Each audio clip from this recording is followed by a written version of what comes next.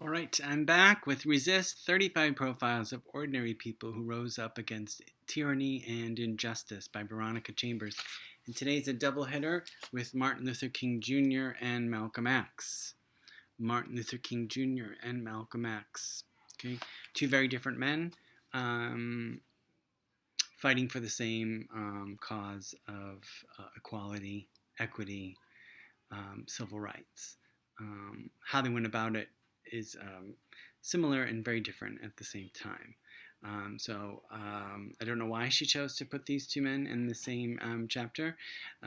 Certainly, they're worthy of their own books, as many of these people are. So hopefully you'll learn something inspiring and you'll want to learn more about these two men. You probably know more about Martin Luther King Jr. than you do Malcolm X, I'm assuming. I know more about Martin Luther King Jr. than Malcolm X. So the first one is MLK. He said, "Darkness cannot drive out darkness. Only light can do that. Hate cannot drive out hate. Only love can do that." Martin Luther King Jr. and Malcolm X were major figures in the American civil rights movement. They had the same aim: full and equal rights for Black Americans and freedom from racism and oppression. But their approaches to achieving those goals could not have been more different. Martin was born in Atlanta, Georgia, neighborhood called Sweet Auburn, into a group of people who believed in being a community and that equality was the holy grail. As a first-year college student at Morehouse College, Martin was assigned to read an essay that would change his life. It was called Civil Disobedience, and it was by a man who lived nearly 100 years before Martin was born, Henry David Thoreau. Thoreau was a New England author, naturalist, abolitionist, and historian. At the time of the essay's writing, the U.S. government was trying to expand its territory into Mexico. With the expansion of territory could have come the expansion of slavery. In Civil Disobedience, Henry David Thoreau pointed out that slavery thrived not just because of Southern plantation owners, but also because of Northerners who either profited from the agricultural wealth of slavery or were too uninterested to act. Thoreau believed in civil disobedience because he believed that voting, while an important right, was not enough to push change forward. He wrote, quote, "All voting is a sort of gaming, like checkers or backgammon, with a slight moral ting to it, playing with right and wrong, with moral questions, and betting naturally accompanies it. The character of the voters is not staked. I cast my vote perchance as I think right, but I am not vitally concerned that that right should prevail. I am willing to leave it to the majority. Its obligation, therefore, never exceeds that of expediency. Even voting for the right is doing nothing for it. It is only expressing to men feeble your desire, and that it should prevail. A wise man will not leave the right to the mercy of chance, nor wish it to prevail through the power of the majority." Henry David Thoreau was so angered by the plans to expand slavery to Mexico that he did not just vote, but he took action. He refused to pay his taxes, and he went to jail rather than support the government's effort to spread the business of slavery. The actions of Thoreau made a great impression on Martin Luther King Jr. When he was in college, Martin wrote, quote, Fascinated by the idea of refusing to cooperate with an evil system, I was so deeply moved that I reread the work several times. I became convinced that non cooperation with evil is as much a moral obligation as cooperation with good. Okay, so think about that. Non cooperation with evil. I'm not going to cooperate. I'm not going to stand by while evil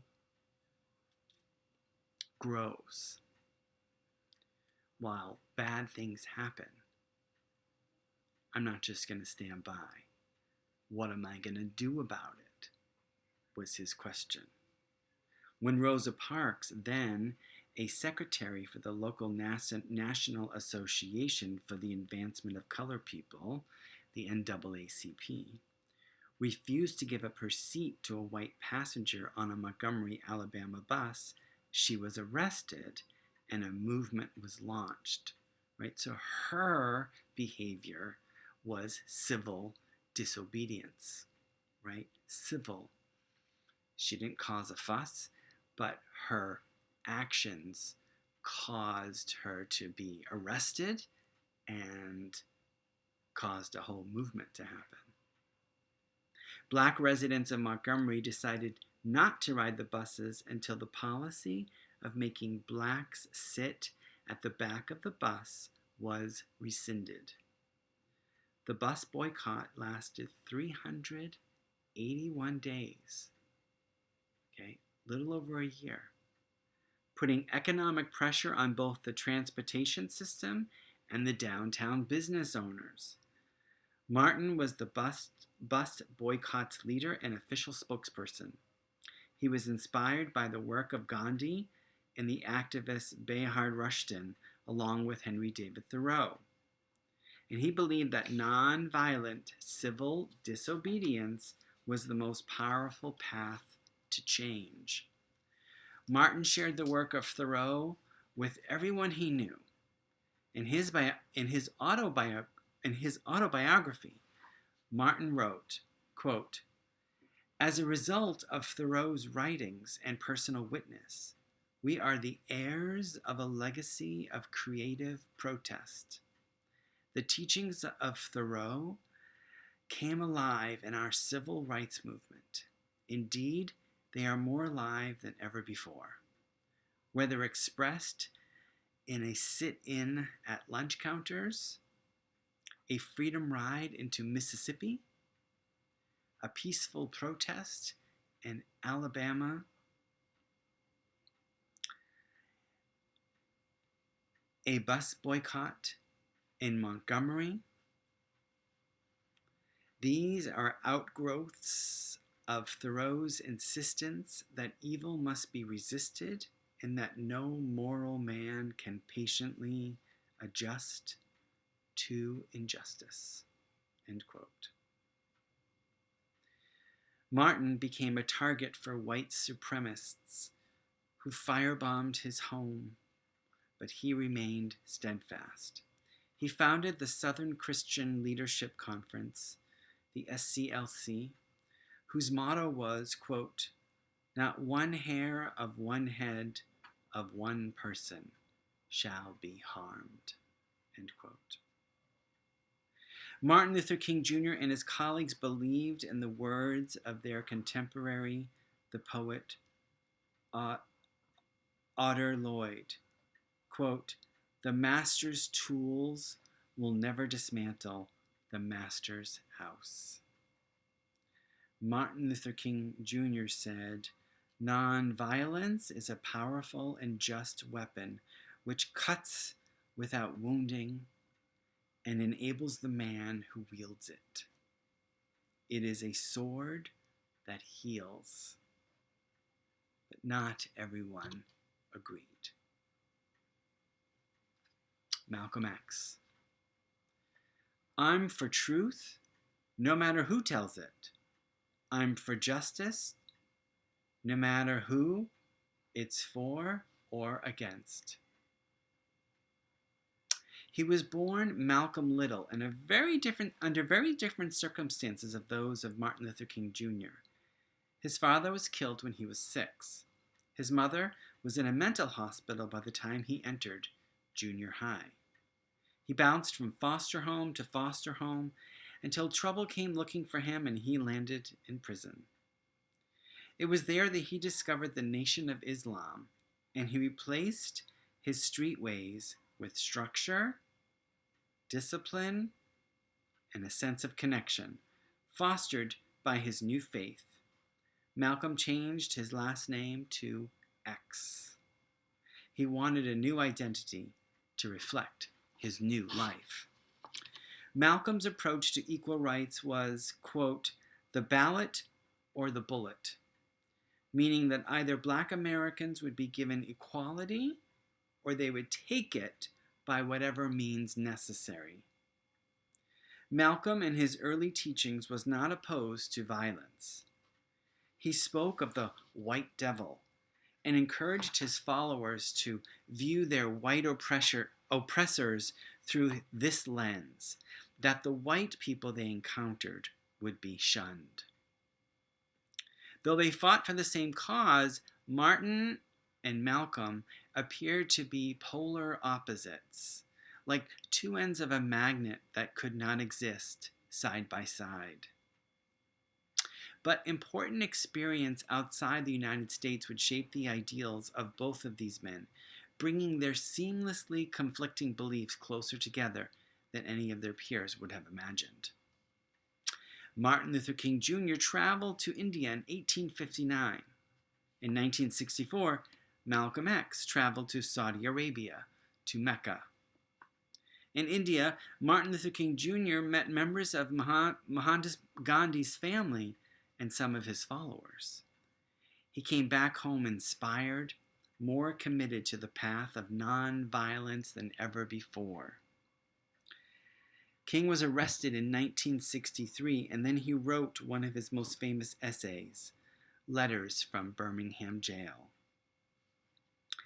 It was both a testimony of admiration for the techniques of Gandhi and a subtle acknowledgement of the role that men such as Malcolm X might play if the country did not shift its stance on civil rights. Right? If the country did not do something about civil rights, Martin felt that it was going to get much more violent. King organized the March on Washington for Jobs and Freedom, a peaceful protest that was attended by more than 250,000 Americans and took place on August 28, 1963. It was there that he gave the most well-known speech of his career, I Have a Dream speech. The next year, King was awarded the Nobel Peace Prize, and President Lyndon B. Johnson signed the Civil Rights Act of 1964 into law. In April of 1964, Malcolm X traveled to Mecca to complete a traditional Muslim pilgrimage called the Hajj. There, on the road to Mecca, Malcolm said that seeing Muslims of all colors, from blue-eyed blondes to black-skinned Africans, interacting as equals, fundamentally changed his thinking.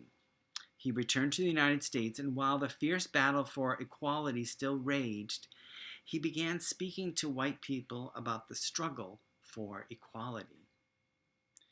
Throughout their lives, both Martin Luther King Jr. and Malcolm X sought to bring freedom, at long last, to their people. Their country was faced with a clear choice in viewing both men. Would Martin's resistance have succeeded without the more radical voice of Malcolm X echoing in the background? The world will never know. Martin and Malcolm met just once in Washington, D.C.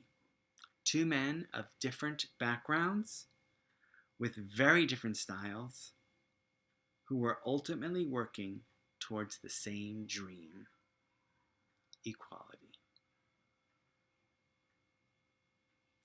So, the lesson to think about today is, in our differences, we can spur each other toward a common cause. With our differences, we can inspire someone. We can spur each other toward a common cause, right? This idea, we can inspire someone else into a common cause, right? So have you ever known anyone who is very different from you, but